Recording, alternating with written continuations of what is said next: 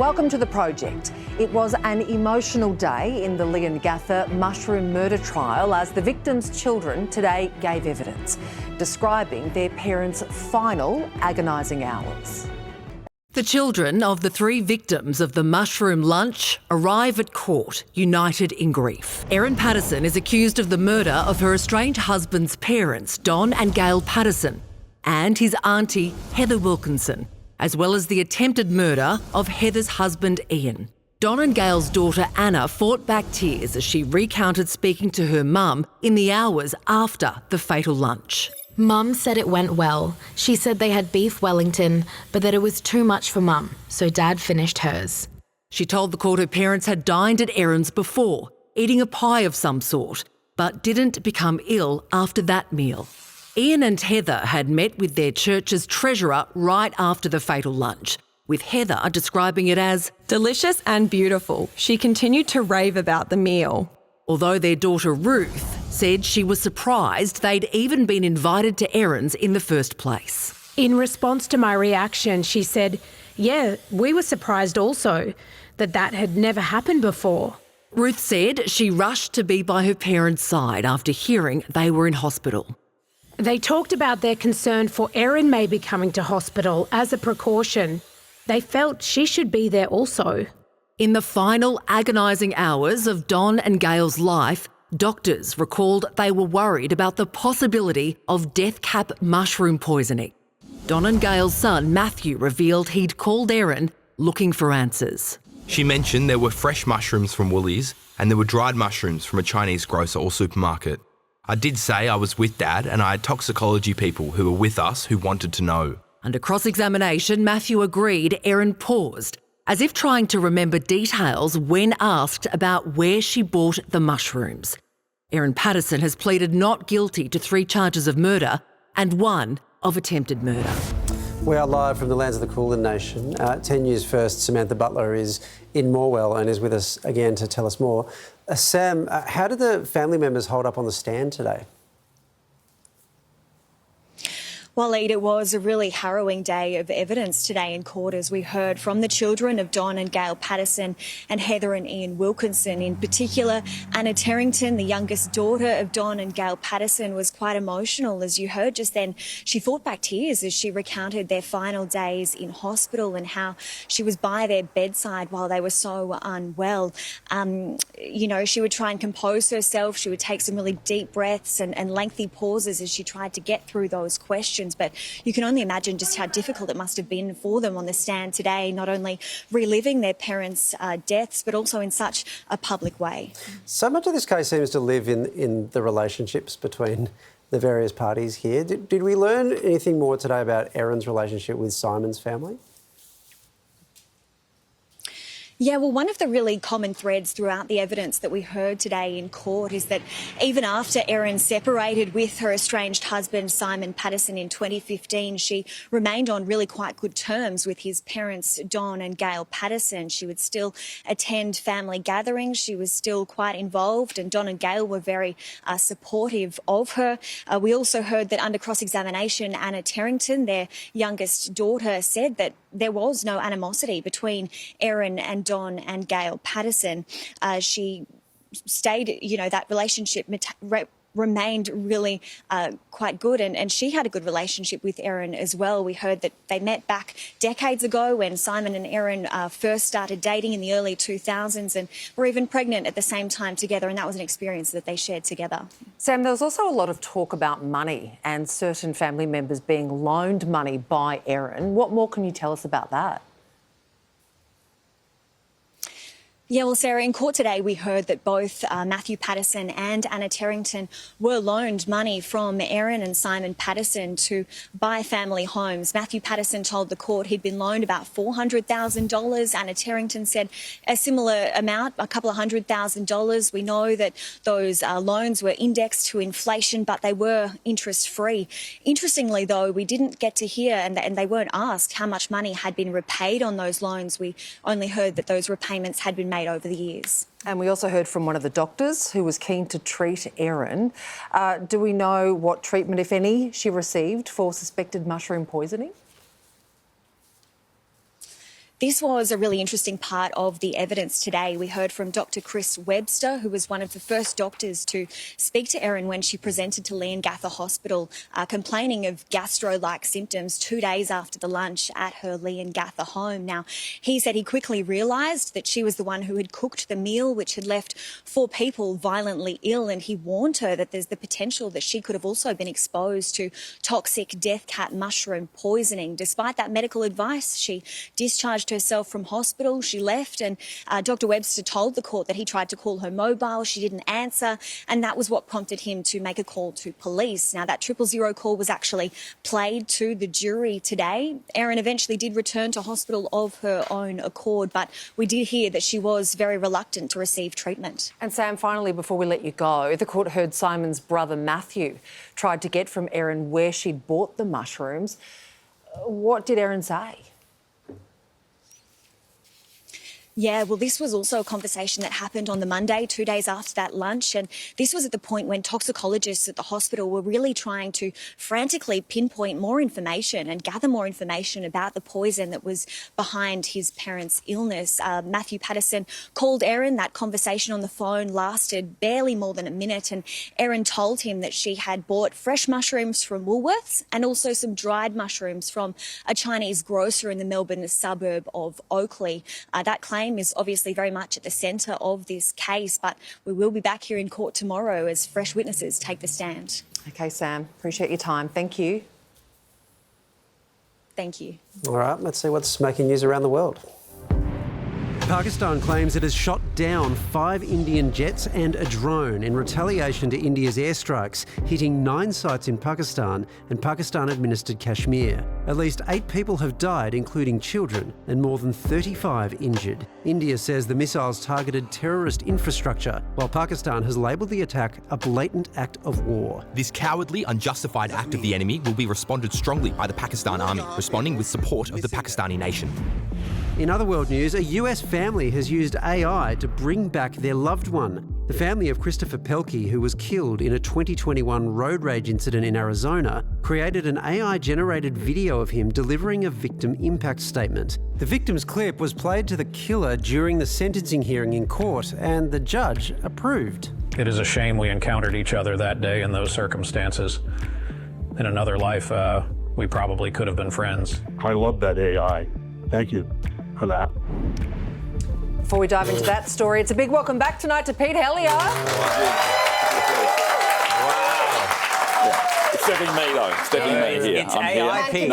Can confirm it's him. Okay. Don't need to flex, mate. Come on. It's a good one. What do you think about this? It's my first reaction was surely the judge didn't not forfeit's the wrong word, but didn't go along with it because it feels like a very emotionally manipulative strategy. But he loved it. He said thanks AI. He loved it. So I mean, AI is blowing my mind. Each week there seems to be a new story that you're going to go, well, I didn't think it was about that. Yeah. I mean, I would love to. Hopefully, this never happens to you, Wally. But if that's something like that, I would love to do it with you. But put a Collingwood jumper and a Man U hat on you. Yeah. That would be a bit of fun. It'll be a bit of fun, Waleed. I think you've just killed him now in real life. Actually, he hated that. If you could thank Pete for being here, that would be lovely. No good. Time for a break. We'll see you very soon.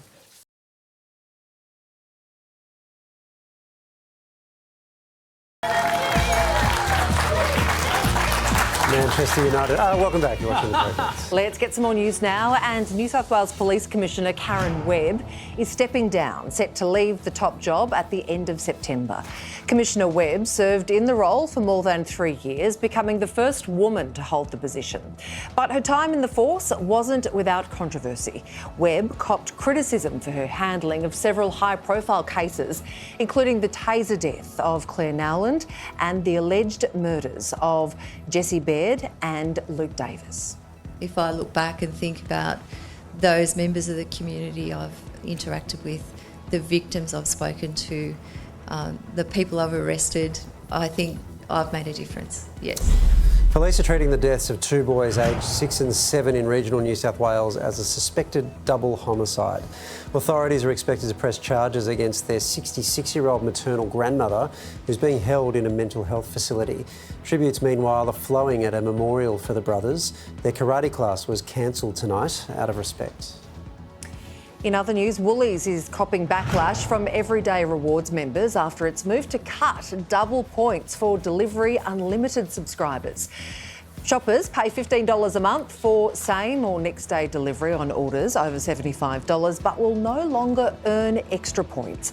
Everyday Extra subscribers at Big W will also have their 10% discount axed, leaving customers outraged.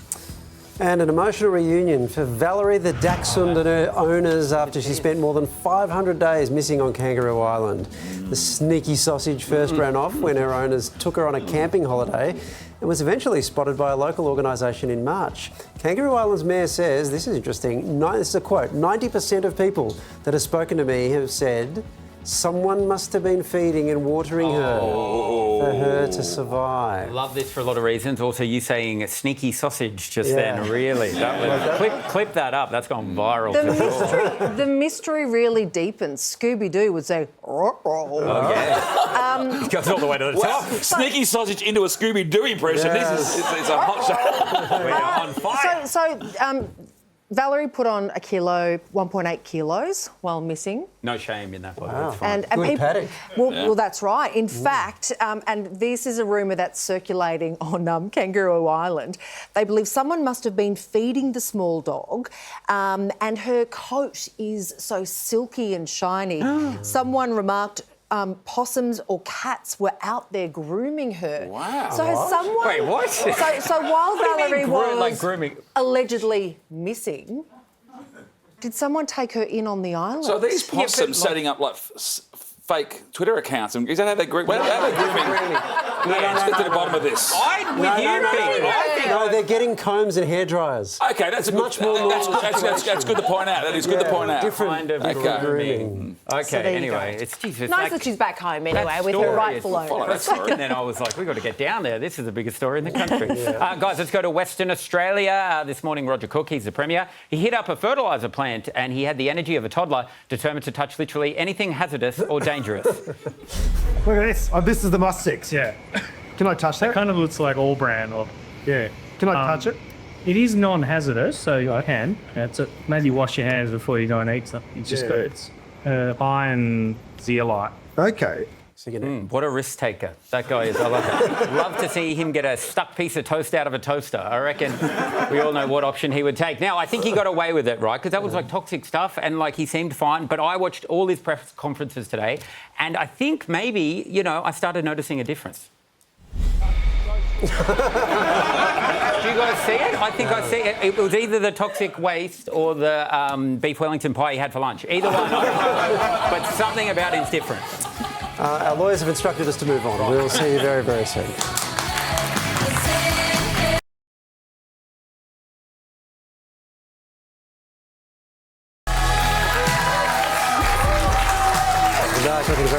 Well, Greens leader Adam Bandt is projected to lose the seat of Melbourne. Labor's Sarah Whitty leading with 53.2% of the vote.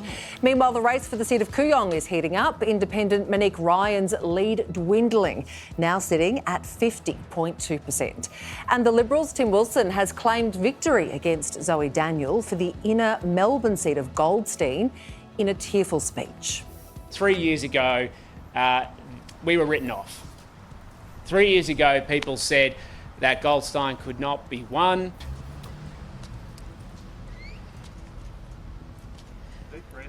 Yep. Yeah, indeed. What an odyssey for him, but also just this whole election. Right. It's so bizarre. And the focus on the two leaders that look like they're going to lose their seats. So Dutton we know, but Bandt as well. Yeah. All this is happening because of preferences. And this is where it gets really fascinating. So we have a preferential voting system. We didn't have one until 1918. So we've only, I Googled this on Saturday because I was confused. Yeah. Well, and in the UK, they still don't. And it can affect the way an election shakes out. So, for example, what we've done here is this is a graphic that shows you, if we were Britain, what it would look like. So on the left is the projection, which shows Labor on 93. In Britain, it's just whoever gets the most votes wins the seat. There's no preferences. And so you'd see the coalition would have done better and Labor would have done worse and the independents would obviously not get as many seats. Now, this is artificial because, once you have a preferential system, people change how they vote, right? If you know that it's just first past the post, you might vote differently than if you know it's going to be... But it did play out in certain seats. So this is Peter Dutton's seat, for example, in Dixon. You see, Peter Dutton got the most votes. Yeah. Yeah, but he actually lost pretty comfortably once the preferences shook out. Or look at Adam Bandt's seat. He got the most votes by a lot. So it really would change things. And so what happens is Liberal voters probably preferencing Labor get Labor over the top. The Teal seats, we heard a lot about the Teal seats. In just about all, in fact, in all the Teal seats, like this one in Kooyong, the Liberals get the most votes.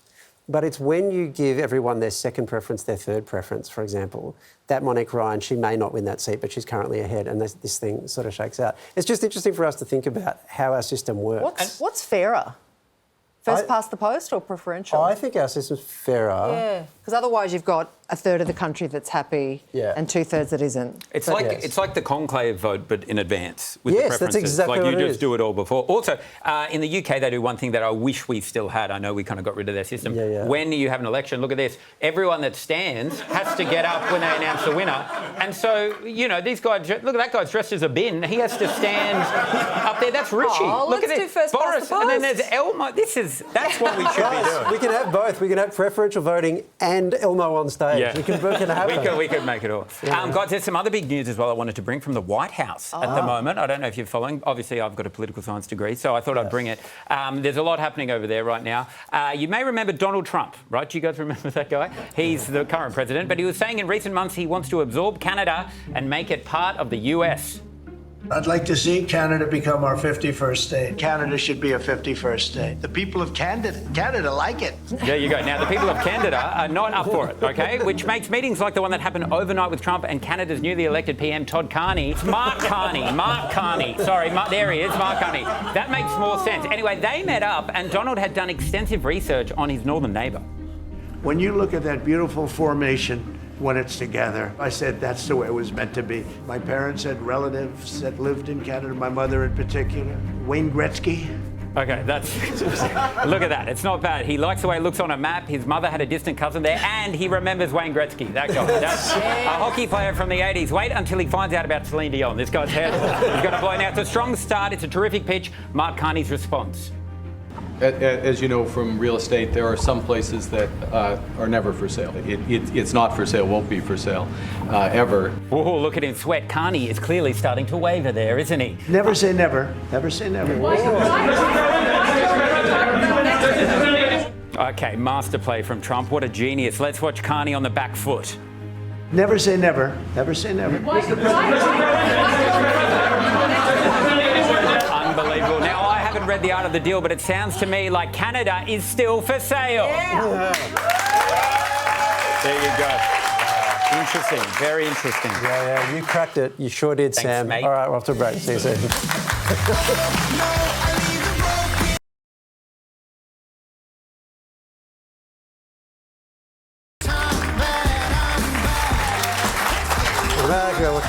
Let's get some more news now. And Erin Patterson's Supreme Court mushroom murder trial continued today. The only daughter of two of the victims sobbing when she took the stand. The jury heard that Erin discharged herself from hospital against medical advice 2 days after the lunch, and that she told her brother-in-law the mushrooms in the beef Wellington were sourced from Woolies. Erin has pleaded not guilty to charges of murder and attempted murder. Right now, the world's cardinals are in Rome, just moments away from the process that will select the next pope. So who should we expect to see emerge victorious from the much-anticipated conclave?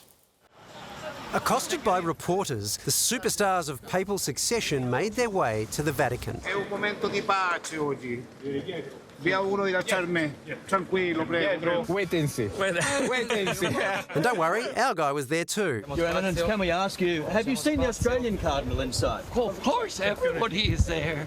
As we go to air, the world's votiest cardinals are preparing to gather in the Sistine Chapel to begin the conclave. The seating, voting, paraphernalia and name tags all ready in preparation for the process. I think the mood has changed, particularly in the last couple of days, and cardinals are now trying to build a picture of what needs to be done. Despite speculation, many cardinals refused to be drawn on the top contenders. No names. No names? We don't speak candidates. While others had a more existential take. I think that it would be a kind of continuity, but this continuity will be different. Although it's a safe bet that one candidate has been ruled out. About the picture of Donald Trump as Pope. Unmentionable. But it's a different story for the faithful gathered outside, keen to name their own favourites. La mia preferenza è Zuppi. Può essere il cardinale Parolin. Per me Tagle. Sinceramente, per il momento nessuno. There's no telling how long the process will take. Back in the 13th century, one conclave lasted almost 3 years. But these cardinals shouldn't need to worry about the milk back home going off. The most recent votes both wrapped up in just 2 days. It's no good going into a conclave thinking it's like a political election and I want my side to win. I'm not going to do that. I'm going to go in, certainly with my own thoughts, but ready to change them. We won't know the results until the white smoke emerges from the Vatican chimney. But until then, there's certainly palpable excitement for the next papal pick. Vatican correspondent Colm Flynn joins us now from Rome. Colm, as we've just heard, the last 2 popes were elected fairly quickly. So are we expecting the same this time round? Sarah, hey, great to talk to you. Good morning from the Eternal City to you and all the gang. And you know what? Yeah, if we look back at Pope Francis, his election in the conclave, if we look at the Pope before him, Benedict, and even Pope John Paul II, their conclaves lasted around 2 days. Even in the 20th century, actually, I think it was the 1920s, the longest one was 5 days. So we're hoping this could be over and we could have a Pope by latest Friday. But as we've been talking about before, what makes this conclave different and more interesting is that traditionally the cardinals have all been Italian, they've been French, they've been European. So they knew each other. They were from the same geographical area, they had the same life experience. So maybe it was a bit more simple to pick their guy. Now we have cardinals from Papua New Guinea, from East Timor, from South Sudan, Mongolia. So they don't know each other as well. And also, they come from different societies, different cultures, and they will all have different priorities they want to push in this conclave. And by the way, just as we're talking live on air, the Mass has started, the Mass of the Holy Spirit in the Basilica, right behind that wall where the cardinals are kneeling, looking up to the heavens and trying to evoke the wisdom of the Holy Spirit to guide them in this. When you've just said that, this question feels especially wrong. There are betting markets on who the Pope will be. It seems even more wrong that I would mention them. Yes. But what they are saying is that Cardinals Parolin and Tagle are the front runners. First of all, I mean, so do you think that they have that broadly right? Like, are they most likely to be one of those two to be the Pope?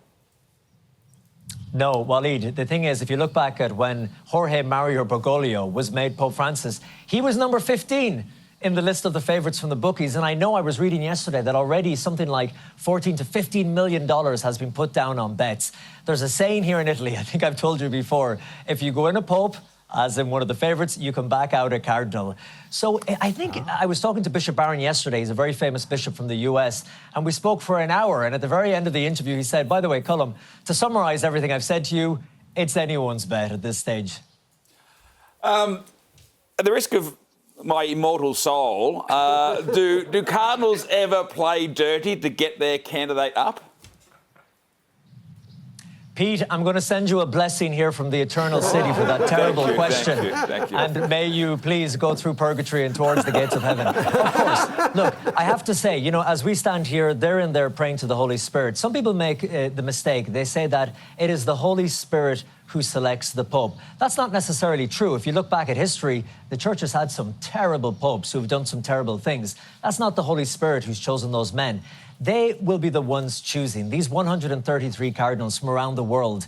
So, of course, they're human beings like we are. They have their strengths, but they also have their weaknesses. They have their flaws. They will be making this political. Some of them, they will be coming with agendas. Some of them will be grouping together. But what we really hope, and this isn't a joke, this is actually serious, we hope that no matter all their faults and frailties, ultimately, at the end of the day, they will listen to the divine Holy Spirit and do the right thing for the church as the institution, but for 1.4 billion Catholics who need a spiritual shepherd all over the world. There's a lot at stake. Colm, appreciate your time. Thank you. My pleasure. Thank you so much, guys. Wowzers. Hey, a long time ago in another galaxy far, far away, there was a TV segment called Wide World of Pete. Now, it's presented by a bloke whose name escapes me now. Yeah, I can't. Anyway, look, I want to carry on that legacy and I want to bring you the best international TV news. Let's go. I think his name was Paul, from memory, maybe. Such a great segment, wasn't it? Anyway, let's start in the US because we all love lollipops, but maybe not as much as this kid. A massive dum-dum drop at Holly LeFevor's front door via Amazon. 70,000 suckers on the porch. LeFevor says her son made the purchase on her Amazon app. She's on the hook for more than $4,000. Geez, 70,000 lollipops delivered instantly, yet I'm still waiting for my DVD of American Pie 5. What's up, Jeff Bezos? Come on, man. Who's the dum-dum now, Yeah, Sammy? I'm the dum-dum. Anyway, let's head to Germany for my new favourite sport. How about this? Men in short leather pants and embroidered suspenders risk dislocating their fingers for the top prize in Germany's championship. It's the sport of finger hulking. It's also known as finger wrestling. Finger wrestling. I tell you what, you had me at men in short leather pants and suspenders. Also, it's weird that the dress code is Waleed on a Friday night. But whatever. It's catching on. It's catching on. Now to a sleepy American town that's under siege. Broken car mirrors and windshields. We seem to have a vandal in our neighborhood, and I'm describing him as, 18 to 24 inches tall, wearing black and white with a red hat. The unexpected menace, a pileated woodpecker. Oh, would you look at that? I mean, special comments from the nanny's Fran Drescher there, I think. Oh, would you look at that? Wow. Got to get them reporting on everything. Now, it's not just American animals that are up to no good. Check out this bad bull in India. Okay, so I'll translate. Let's go. This is a bull, as you can see. That's on there. Now, what's it done? It's on a scooter. It's riding a scooter. That is a bull riding. That's a scooter, and then just parked out the front of a house. He deserves it. That's amazing. So that means in India they're doing Uber Eats paddock to plate now. That's get in here, bull. I've got the grill on. Anyway, all right. If you think a bull riding a scooter is pretty wild, I will raise you this. A routine traffic stop took a bizarre and quite unexpected turn that involved a raccoon and the meth pipe. Whoa. The raccoon's playing with her meth pipe. Oh, there's no... He's trying to smoke it. I mean, the raccoon should know better. When you're the getaway driver raccoon, you've got to stay sober, bro. It's like so important. Also, do you know who else might have been hitting the pipe? Oh, would you look at that? Finally, guys, a timely reminder to take it easy on the roads out there. This is important. Well, talk about a crappy situation in Delco. By now, you've seen the video. It's splattered everywhere. It all started with a case of road rage that quickly escalated. Police say the Ridley Park mother is the woman seen getting out of her car and, yes, defecating on the hood of the car of another woman. She's seen getting right back into her black Nissan. Jeez. Anyway, I can relate. It's what happens when you take Sarah Harris's parking spot. You got the message yet, Sam? Oh, yeah, I got the message. I mean, I don't know. With stories like that, sometimes you just got to sit back and say, oh, would you look at that? And that was the segment. The news, crazy news there. How good was Wide World of Pete? Anyway, we're off to a break. We'll see you very, very soon.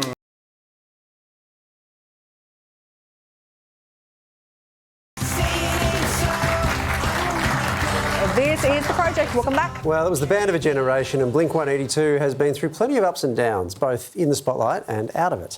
Now, Mark Hoppus is sharing all of it with us.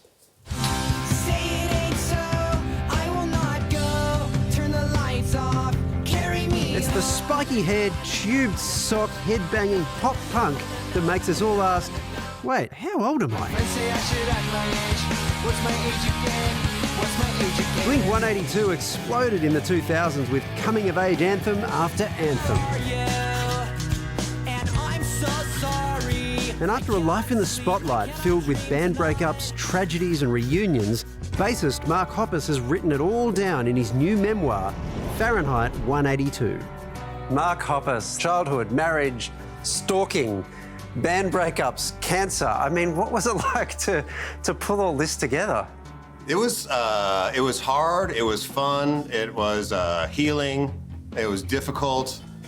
I don't know, I had never written a book before, obviously, but I do love writing, and I found that writing helps me sort things out in my own brain. One of the things I love about the whole arc of the story is just the centrality of the band. There's so much intensity, so much drama in all of that sort of stuff. How do you reflect on just how great bands are? There's nothing that I've ever wanted in the world as much as playing in a band. There's like a brotherhood, there's a unity of purpose, there's a friendship, there's the arguments, there's the creative differences, but the talents that Tom and Travis have. I never have any ambition to be like a solo artist or to do my own thing unencumbered by, you know, Tom and Travis behind me that are pulling me down artistically. I always feel like any idea that I have, Travis and Tom make it 10,000 times better. How much would you say that you were so invested that it wasn't really clear where Mark Hoppus ended and Blink-182 began? When Blink-182 broke up for the first time, I really felt like I had no idea who I was. If I'm not Mark in Blink-182, then who am I? I felt like this enormous sense of loss, not only of losing my friend, but also of losing like my purpose in the world and what I enjoy doing and things like that.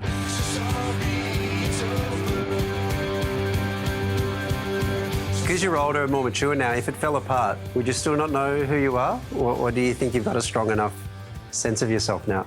I feel like the band we're going to keep doing, we've always said we're going to keep doing it as long as it's fun and creative, and we're pushing forward and doing new things and feeling like we have more things to say. And I feel like we have a lot of ambition still in us that we want to continue writing music and telling our story. And if it fell apart today, I would feel nothing but joy and gratitude for the entire experience. One more time. In 2021, Mark was diagnosed with an aggressive form of blood cancer, a journey he initially chose to keep private. When I was diagnosed, I thought to myself, I've been blessed for so long that when the cancer diagnosis came in, I was like, well, of course. At this point, you know, the other shoe has to drop. It can't go up forever.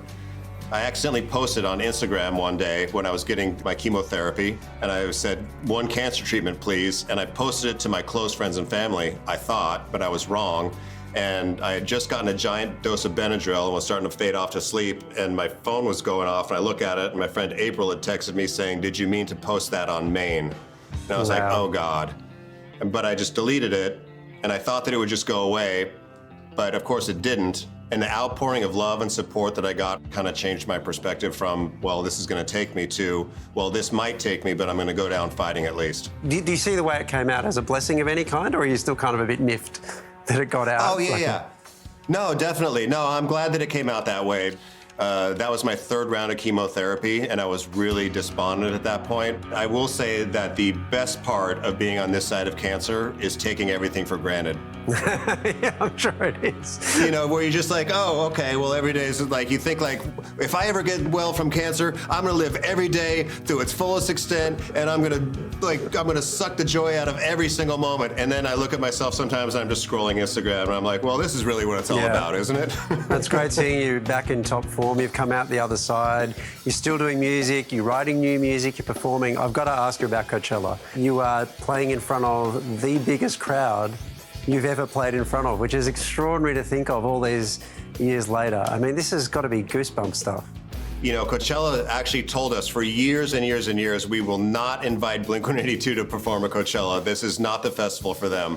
And then in 2023, they called, and it was literally my first concert back after Tom quitting the band and getting back in the band and to walk on stage in front of 100 and something thousand people and perform, and the band was hitting at just the right moment, and it felt like home, and it felt like I was back with my brothers again. It was really a special moment. What a scene that must have been. I just want to know one last thing. Please tell me you're wearing the long shorts. I'm wearing Dickie's pants, but not the long shorts. All right, not Dickie's shorts. I'll take what I can get. I'll take what I can get, and we'll certainly take the book. I'm keeping the dream alive. No doubt. It's been wonderful to speak to you. We look forward to more new music, and of course, congrats again on the book. Thank you so much. Thank you. The book, Mark's book, Fahrenheit 182, is out now. I really like Blink 182, but I've never been into them. But watching that interview, and whenever you hear a song, you know, like they are so good. Like I really actually need to check them out. But it's also one of those things that has just been the ambient soundtrack to a whole chunk of your life. Yeah. And you hear that and say, oh, that and that and that. I miss you. I miss you as a stunning song. And now they're almost in a sweeter spot because they have this whole nostalgia thing attached to them as well. Like when I was growing up, everyone listened to them. We had burnt CDs, and so it kind of means more their music now in a way. Even so when you they stole their music back in the day. we invented Spotify earlier. It reminds me of finishing high school. Totally. That's kind of the vibe for me. You're way too young for Stop that. stealing music, Sam. Anyway, pay artists what they're worth, except You want to when I do it. project. We're back after this.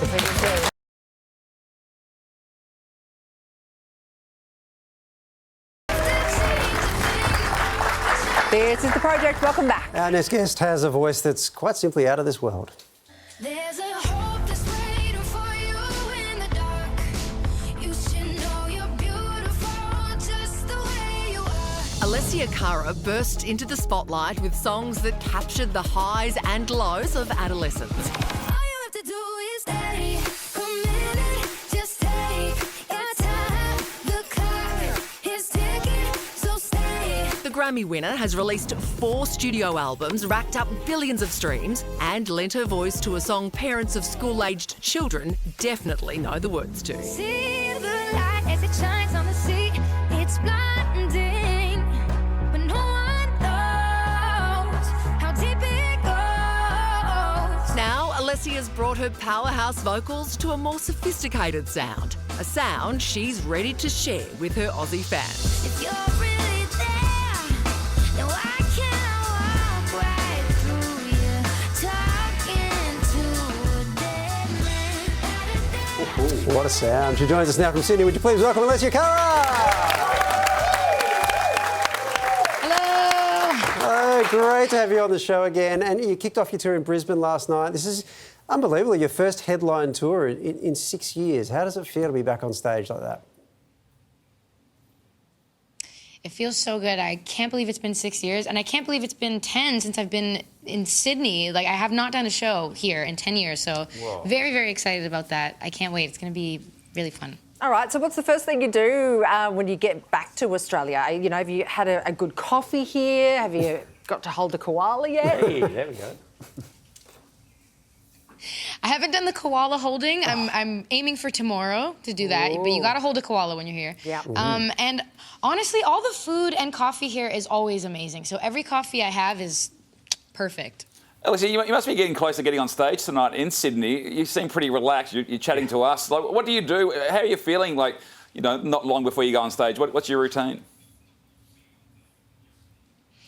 My routine is honestly just try to relax and calm down because I get a little bit nervous. So I just try to calm myself down, do some vocal warm-ups, probably not as many as I probably should, but I try just to, you know, calm down the body and mind. Is that where doing a national television interview is part of that calming down process?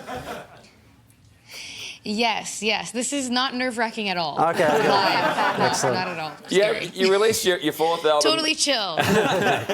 You released your fourth album, Love and Hyperbole, or as Sam calls it, Hyperboil, earlier. I stand by that. You stand by it, earlier this year. Hyperboil. It's got a very cool, quite sophisticated sound to it. What does this chapter represent for you? I think it represents growth in so many ways. Of course, sonically, I feel like I've grown so much. I mean, I feel like, if I could say so myself, the sound feels a lot more sophisticated, a lot more grown up. But also, I think just lyrically and the place I'm in my life. You know, it's been 10 years since I first started, and I feel like my voice as an artist has evolved so much, and just who I am as a person has evolved. I've taken, you know, plucked a few lessons out of life, and I just feel like I'm in a better place now.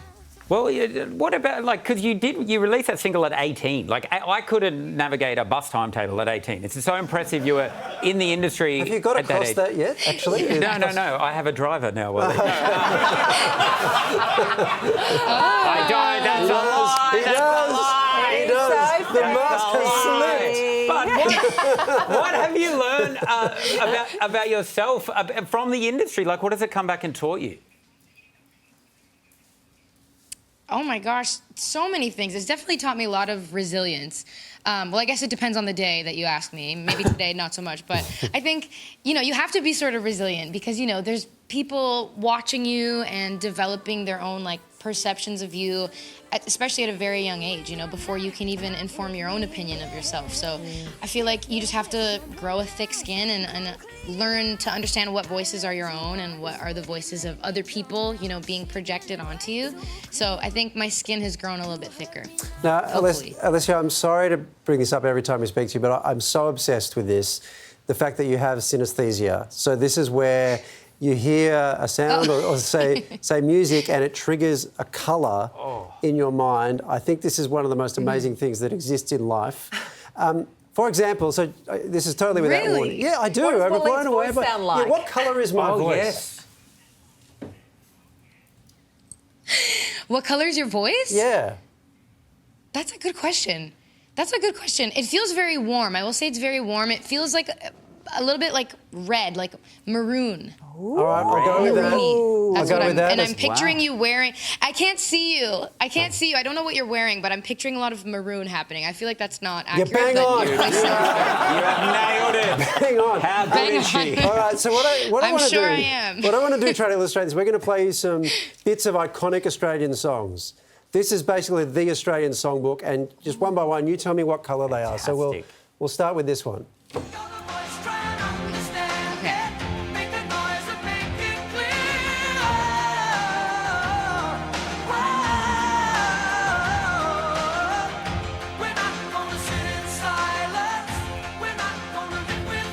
I mean, this is the unofficial national anthem you were talking about here, Alicia. What colour is that? I feel like, I initially saw yellow and then it turned immediately to green. And it felt like an overhead view. I don't know how to explain it. It was like a bird's eye view and it was like wisps of green. I don't know why. Is green and gold. Don't ask me why. There's no She's sense gone to this. green and gold. Incredible. All right. Number 2, let's have a look. Wait, is that what it's called? Is it called green and gold? No. That's they're just the national colours. Message, yes. All right, what about this song?